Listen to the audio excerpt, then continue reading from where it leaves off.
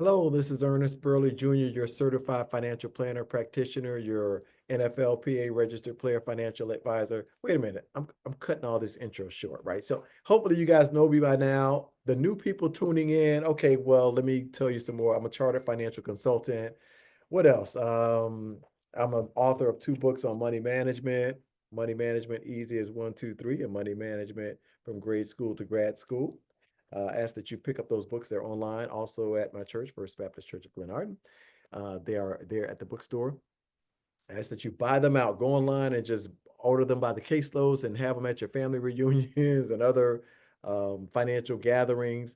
A lot of organizations, like various churches, use my books for teaching financial planning, insurance, things of that nature for their financial freedom or financial type classes. So I appreciate that. All right. So you guys know I'm into wealth management, comprehensive financial planning, all different types of insurance, brokerage accounts. So those are the things I do. I'm Series 6, Series 63, and Series 7 licensed. So I provide securities products for clients all across the country, in addition to financial services and insurance products from the north to the south, from the east to the west. I have clients all over the country.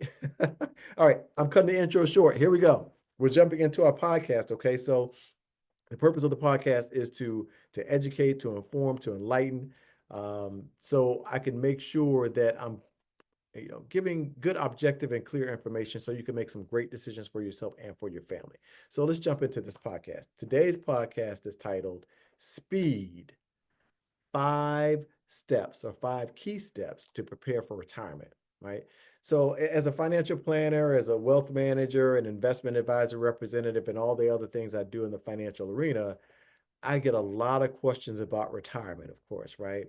So people ask me anything from how can I plan for retirement? How much do I need to save for retirement? How much money do I need? How can I access my money after I retire? I have some people who are leaving the country because of all the stuff that's going on nowadays. They're like, I'm out of here. How can I reach out to you and get my money, right? So all different types of questions. People ask, can I speak to their children and grandchildren about retirement savings and things of that nature? Because you don't want to wait until you're 50, 60 years old to start planning for retirement. The sooner you start, the better, because you have compound interest to help you out over time. So I love it when I speak to someone in their 20s or their 30s and they're putting away money for retirement because, man, in 20, 30, 40 years, they're going to love that they started at that age as opposed to waiting until later in life. Okay.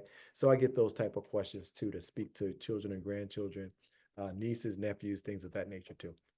So now, each question is different and each financial situation is different. So there's no patent answer for everybody. So I take a look at where everyone is and make a recommendation based on the information that we review. Now, I have 5 key steps to help though, because I like to try to make things easy. So these steps are in no particular order, but I love acronyms. If you read my books, either one of my books, I have acronyms all throughout them. So this acronym is SPEED. And we do want to use speed when we implement this strategy, this 5 step strategy. Okay, so speed. The S in speed stands for savings, and savings is actually two parts of the acronym, right? Savings, I know it's SPEED, right? But the S includes 2 steps. So savings, I'm talking about cash and also retirement savings. So we're breaking our savings into two things. I recommend clients get to 24 months of their monthly expenses, not your income, 24 months of your expenses in cash before you get to retirement. That's the ideal. So you'll have the big bag of cash there in case something kind of crazy happens with your investments and the market goes crazy. Instead of tapping into your investments, you can tap into the cash while the market is going up and down, because ideally you don't want to touch and tap into your investments while they're down, right? So that gives you an extra safety cushion, the 24 months, at least 12 months. 12 months is the minimum I recommend for retirees, but I highly recommend 24 months in cash of your monthly expenses for retirees. Okay. And for NFL players and athletes too, professional athletes, I recommend the same thing for them, whether they're NFL, NBA, what have you. I recommend they have at least 2 years of their expenses in cash. Definitely them. Okay. Next, So the other part, retirement savings. So your retirement savings, I recommend you pack away as much as you can into your retirement savings, your 401k, your 403b, your TSP, your 457 plan, your IRA. Pack away as much money into those plans, because the more money you have at retirement, the easier you can have it during retirement, the more things you can do, right? So we want to pack away money into those retirement plans, right? And you also want to make sure that they're properly diversified, because you want to make sure that all of your money is not sitting in some conservative investment, some conservative funds within the retirement plan, because that's going to make a big difference over time on how your portfolio will perform. So let's make sure it's properly diversified too. Okay, so that's the essence speed savings, and our savings is broken into two parts: cash, 24 months of your expenses in cash, and retirement savings, packing away as much money into your retirement savings as possible. So when you get to retirement, you have a nice big nest egg. Okay. All right. The next step, it includes PE. So it includes the PE in speed, and that stands for preserve estate. So I want you to preserve your estate. And by that, I mean, you need to get some legal documents in place. It's kind of broken up into two pieces here also. So the first part is get your legal documents in place to preserve your estate, a will or a trust. Speak with an attorney to see which is best for you, because not everybody needs a trust. A lot of people talk about trust, but it depends on what your situation is. So speak with an attorney, see which is the best way to go for you. And you want to use those particular legal documents to protect your estate and control how you want your estate, your assets. Basically, your estate is all the assets you've accumulated over time.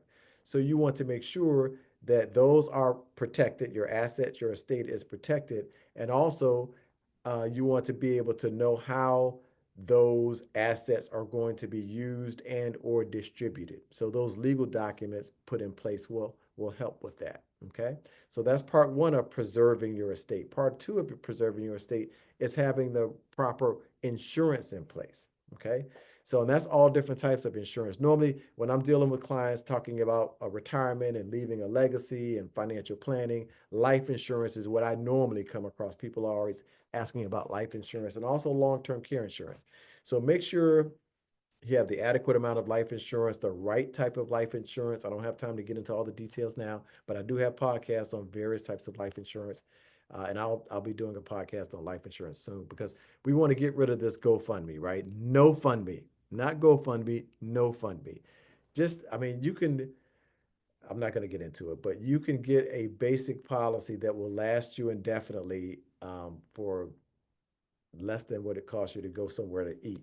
I mean, so let's make sure we're taking care of that financial responsibility. Okay. Also, long-term care protection. That's another big thing you want to look into, because that service is very costly. I know everyone's familiar with that type of situation. Either you've had a loved one who's had to go through that, or you've heard of someone who's had to go through that type of situation. So that's a very costly endeavor. So it's better to have that protection in place so it doesn't eat away at your estate. Okay.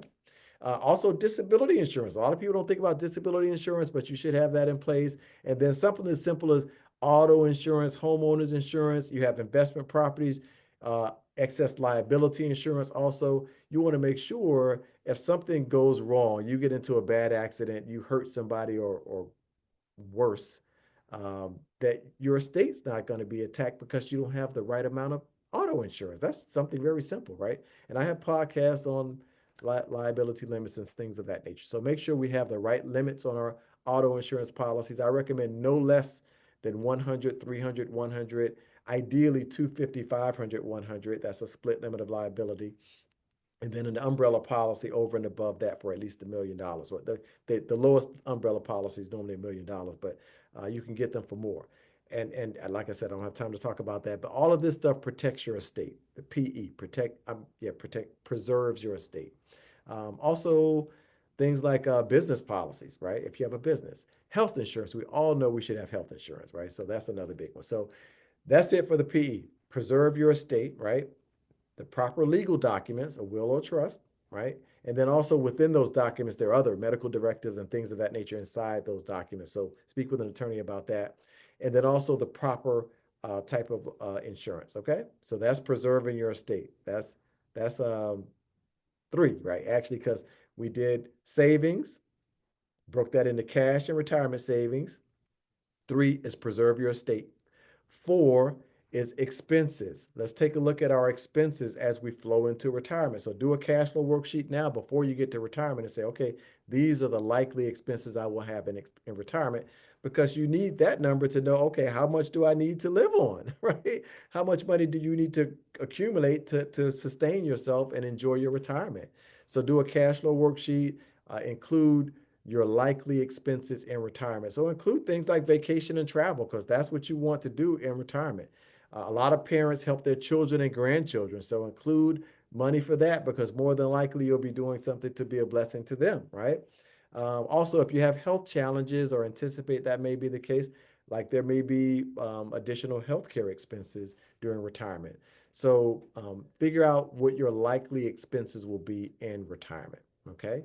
So that's 4, right? Savings, which includes cash and retirement savings. Preserve your estate. That's 3. Expenses, 4. And the 5th step is debt, D. The D in speed stands for debt. So ideally, we want to try to get into retirement with no debt. Okay. We don't want to be carrying credit card debt and loans and all this kind of stuff into retirement. Now, I have a caveat on that. I'm not a big advocate of paying off a mortgage at the sacrifice or detriment of contributing to your retirement plan. So no, no, no, no. I don't recommend that. Now, ideally, now if you can have the mortgage paid off by the time you retire, then that's great. But don't do it to the detriment of your retirement savings. Don't dump all your money into the illiquid asset, the home, and forego plowing money into your retirement plan. Okay. Let's not do that. And I don't have time to delve too much into that. I did a podcast on that too called, I forgot what it was, to pay off your mortgage early or something like that. Right. So just go through my YouTube channel. You'll see it. So get your debt under control. Don't go into retirement with a lot of debt. Speak with someone who's competent and knowledgeable about comprehensive financial planning uh, regarding tackling debt, right? Because I'm not, like I said, ideally you want to go into retirement without the mortgage, but if you're going to sacrifice putting money into your retirement plan to do that, I am not an advocate of that. I don't think that's in your best interest. Okay. All right, that's it for today's podcast, right? We want to be very speedy, use speed in our 5 steps to preparing for retirement. Our savings, which is cash and retirement savings, that's 1 and 2. 3, preserve your estate, right? And we do that with legal documents, will, trust, and the proper types of insurance, right? 4, get control of our expenses, find out what our expenses will likely be during retirement. And 5, debt. Tackle that debt. Make sure we don't have any debt going into retirement. And like I put that caveat on there regarding mortgages. Okay, that's it for today's podcast. Thank y'all for tuning in. As always, I appreciate you. I ask that you take this podcast and share the link with all your friends, your family members, your church members, acquaintances all across the globe, because the internet is global, right? So I ask that you share that with them and ask them to do the same. Go to my YouTube channel, which is just my name, Ernest Burley Jr. Click around in there. Well, subscribe also. Click around in there after you subscribe, and send my YouTube channel to all your friends and family and church members and acquaintances also, and ask them to do the same thing, right? Because I have a ton of podcasts in there on a wide array of things, for everything from real estate to increasing your credit score, all different types of insurance, investing, asset allocation, financial planning, all different types of things in there. So hopefully there's something there to help you out. Okay. That's it. I think, I need to give you my disclosure document. Okay. So here's my disclosure document for everyone to read. I'm shaving off some time by showing this as opposed to reading it, because that will take quite a bit of time. And that's it for today's podcast. So hopefully that SPEED acronym will help you in, those 5 steps to preparing for retirement. They're very important. I think it will do you good by doing that. Okay. Hey, until next time, y'all take care. Y'all be safe out there. Okay. Bye-bye.